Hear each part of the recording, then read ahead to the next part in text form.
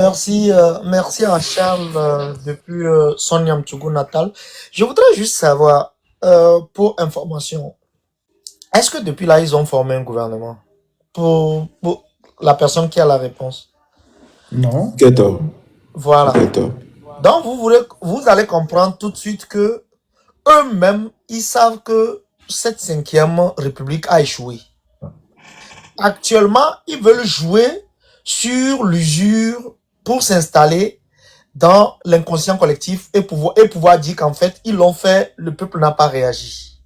Donc, j'appelle encore une fois le peuple à dire, il est temps de se lever. Au passage, je salue David.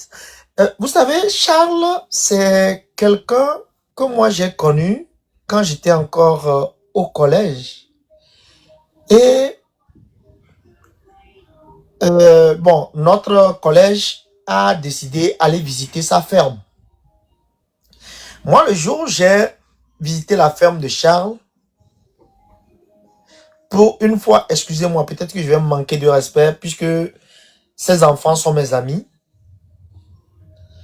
Je me suis posé la question, celui-là, soit il est un sorcier, soit il est fou. Parce que pour ceux qui ne le savent pas, Charles était professeur d'université et il a tout abandonné pour aller, je vous dis, quand vous visitez ça, maintenant, il a pu asseoir sa vision, mais au début, c'est du désert. Ce n'est pas une terre arable normale. Et il a pu transformer ce désert-là en terre arable capable de produire. C'est quelqu'un qui est, en fait, la résilience en personne. C'est quelqu'un qui est courageux.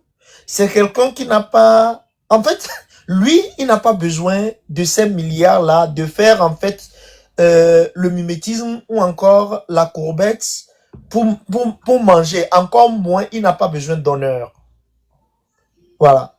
À l'international, des missions onusiennes se déplacent pour visiter la ferme de Charles, pour connaître l'individu qui est Charles, pour savoir en fait quelle est sa vision. Et on l'invite à l'international pour propager aussi ses connaissances agricoles. À la base, il n'était pas agronome de formation. Donc, je continue en disant, maintenant pour revenir dans le vif du sujet, Excuse-moi. Excuse-moi, je vais juste rajouter quelque chose avant que je continue. Donc, Monsieur Charles Bawina est docteur en droit international. D'accord? Et effectivement, il a été professeur à l'université et effectivement, il a laissé sa carrière de professeur pour se lancer dans une expérience d'agriculture, de vie en autarcie en quelque sorte avec sa femme. Donc, il y a eu plusieurs reportages télé, TV5 Monde, etc. sur lui et sa femme. Si vous allez sur YouTube, vous tapez son nom, vous allez tomber sur les reportages. Voilà. Merci. Vas-y, tu peux continuer. Ouais, merci. Donc, c'est quelqu'un de ces Charles, on en a besoin. Nyakadé a lancé le ton, Charles a suivi, on aura d'autres personnes et je suis sûr des gens comme Takeli qui vont suivre. Vous savez, aujourd'hui, il a dit quelque chose de formidable. Au lieu de construire des digues, au lieu de construire des barrières entre nous, construisons des ponts. Construisons des ponts. Ne nous pensons pas trop beaux, ne nous pensons pas trop intelligents. Et que si la libération du Togo ne passe pas par nous, ça ne passera par personne d'autre. Construisons sur tous ces ponts-là pour que si nous, en allant libérer le Togo, d'autres peuvent nous apporter ne serait-ce que de l'eau à boire, nous concentrerons plus notre énergie sur cette libération. Si d'autres, si nous apportons la matière grise et que d'autres peuvent apporter les muscles, tant mieux. Mais ces ponts sont nécessaires, chers Togolais et chères Togolaises. Ces ponts, on en a besoin. Et j'invite surtout la population togolaise de ne pas être égoïste et surtout ingrate. Ces personnes qui d'une manière se font violence au point de sacrifier tout et sortir et parler, que votre silence ne les enterre pas. Je le précise encore. Notre silence leur seront plus dommageables que les barreaux de la prison de Lomé pour eux. S'il vous plaît, population togolaise, je le répète encore une dernière fois, n'ignorons pas les appels de ces personnes. Vous pouvez les traiter de tous les noms. Certains vont dire non, on a peur parce que on a connu comment il s'appelle, ce malheureux qui est devenu sénateur là, j'oublie son nom même, on a connu des Abbas Kaboua. Oui, mais je vous assure que des Nyakadé, 2-3 Nyakadé, 2-3 Charles, 2-3 Charles Bawena bien sûr, vont plus fragiliser ce mur-là que des milliers de ceux qui se disent comme moi, acteurs de première heure de l'opposition ou bien de la résistance ou bien de la révolte ou bien de prise de parole. S'il nous plaît, relayons ce que Dietrich Emila vient de faire, à savoir la lettre de M. Charles Bawena.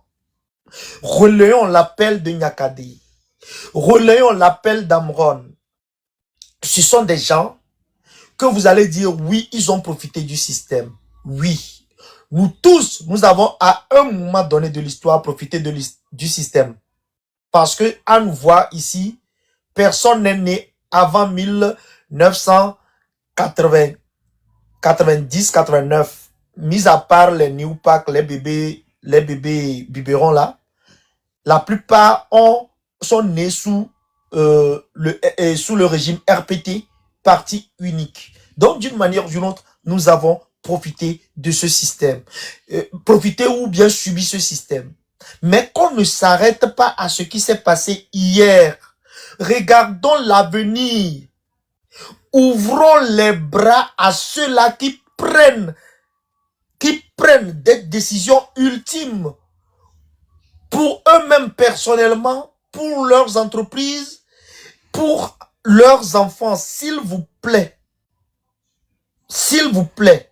Et le jour où ils nous appelleront, sortez, ayons le courage de sortir, ne serait-ce que pour en finir une fois pour toutes avec ce système RPT unir.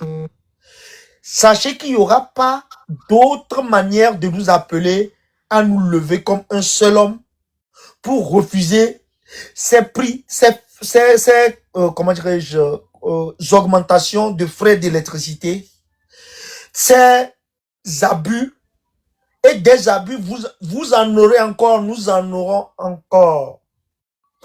Une révolution ne se décrète pas. De cette révolte qu'il nous instille dans nos veines, dans nos cerveaux, dans nos quotidiens, faisons de ces révoltes une révolution, une fois pour toutes. Et saisissons la perche que cela nous tente pour une fois pour toutes se libérer et accepter, enfin construire un bien-être pour le peuple togolais. Le peuple togolais aussi a besoin du beau. Le peuple togolais aussi a besoin de la joie. Le peuple togolais aussi a besoin de rêver grand. Le peuple togolais a envie de montrer aux yeux du monde ce dont il est capable. Ce que vient de montrer Ouagadougou en Côte d'Ivoire, c'est 1000 fois réalisable au Togo.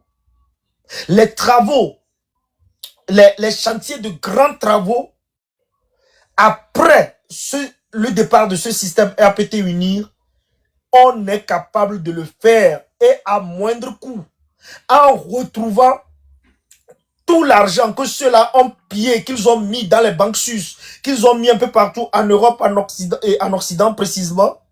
On les retrouvera, qu'ils aient acheté des maisons en leur nom propre ou au nom de leurs enfants ou encore au nom de leurs cousins. On les retrouvera.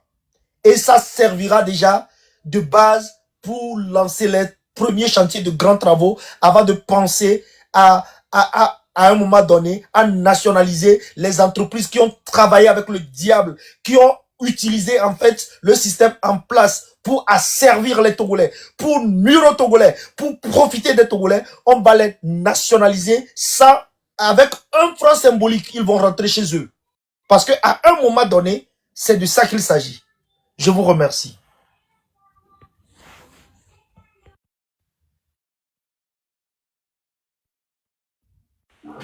Merci beaucoup, Africa. Si vous le permettez, en commentaire, Ruth m'avait demandé de chanter l'hymne national en attendant que vous continuiez le live, si cela est permis. Miraoué. Cela est un impératif, dira-t-on. Merci beaucoup. Je vais donner le second couplet que j'aime tant parce que les messages qui figurent m'interpellent beaucoup et je m'en vais ainsi. Dans l'unité, nous voulons te servir. C'est bien là de nos cœurs le plus ardent désir. Clamons fort notre devise que rien ne peut ternir. Seul artisan de ton bonheur ainsi que de ton âme. Venez, Brisons partout les chaînes de la traîtrise et nous te jurons toujours fidélité et aimer service dépassé, faire un compte de toi sans nous lasser. Togo chéri, lors de l'humanité. Donc, merci à vous. Et si chacun de nous peut revenir de temps à autre sur les paroles de ce second couplet, on ira trop loin. Et ils savent que nous sommes l'ordre de l'humanité. Qui est l'ordre de l'humanité est envié par tous. Si aujourd'hui, les Européens utilisent l'or pour pouvoir faire les garanties sur la monnaie, ça veut dire que l'or a une puissance et a une qualité, a une place. Si nos aïeux ont pu choisir l'or pour pouvoir dire que le Togolais doit être l'or de l'humanité, ça me rappelle les années avant l'indépendance où on a utilisé nos parents pour aller enseigner dans les autres pays en Afrique. Ça voudra dire que nous avons à partager aux autres. Il ne faudrait pas que ce régime, par ses faits et par ses comportements, puisse nous nuire et nuire notre génération. Au grand jamais. Donc, Togolais, là où nous sommes, soyons toujours debout. Toujours et toujours debout. Je veux aussi inviter ceux qui sont à la diaspora. Poussez-nous qui sommes à l'intérieur à aller aux informations.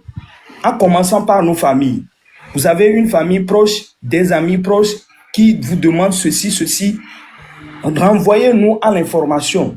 Poussez-nous à aller à l'information. Parce que ce que venait de dire M. Bawuena, ce n'est pas tous les Togolais à l'intérieur du pays qui ont lu ça. Sur nos radios, aucune information n'a circulé sur ça. Sur nos plateformes WhatsApp, aucune information n'a circulé sur ça. Et c'est à l'étranger, des frères de l'étranger qui partagent cette information-là. Il faudrait que vous qui êtes à l'extérieur, à chaque fois qu'on cogne à votre porte pour dire « Ah, j'ai besoin de 5 000, j'ai besoin de 10 000 », renvoyez-nous à l'information. Ça va nous booster ou bien nous booster à travailler à l'interne et pour que la mayonnaise puisse prendre à l'interne. Je vous remercie encore. Merci, Faux Kwame. Merci pour ces paroles. Surtout sur l'hymne national, qui normalement devrait rassembler et mettre d'accord chaque Togolais. C'est un hymne qui a été décortiqué maintes et maintes fois, ici ou là, mais il semblerait que les Togolais ne soient pas encore pénétrés. Ils ne l'ont pas assez inoculé dans leur esprit parce que cet hymne, en vérité, quand on l'écoute, naît ipso facto un sentiment de patriotisme.